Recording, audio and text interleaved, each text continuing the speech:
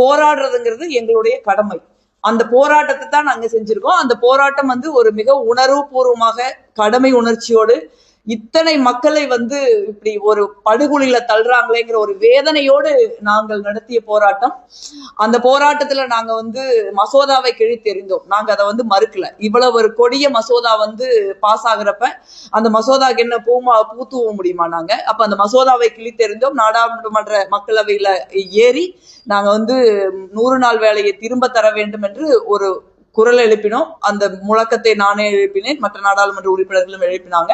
அதற்காக எங்களுக்கு இன்னைக்கு விளக்கம் கேட்டு நோட்டீஸ் வந்திருக்கு. நாங்க நரேந்திர மோடி அரசுக்கும் அங்கே கூட்டணியா இருக்கிற அதிமுகவுக்கு நாங்க சொல்லிக்க விரும்புறது, இந்த மாதிரி இந்த மிரட்டல்கள் எங்களுக்கு புதுசு கிடையாது. கடந்த 17வது நாடாளுமன்ற நடந்தப்ப நானே 2 முறை இடைநீக்கம் செய்யப்பட்டிருக்கிறேன். ஏன்னா பெட்ரோல் டீசல் விலை உயர்வுக்காக போராடியதற்கும் மக்கள் பிரச்சனைகளுக்காக போராடியதற்கும் 2 முறை இடைநீக்கம் செய்யப்பட்டிருக்கேன். எங்களுக்கு இந்த மாதிரியான விஷயங்கள்லாம் புதுசு கிடையாது. எங்களுடைய கடமை என்பது எங்களை வாக்களித்து நாடாளுமன்றத்திற்கு அனுப்பிய மக்களுக்கு சார்பா நிக்கிறது தான். மக்களுக்கு எதிராக இருக்கிற மோடி அரசாங்கத்துக்கு வாழ்த்து பாடுறது எங்க வேலை கிடையாது.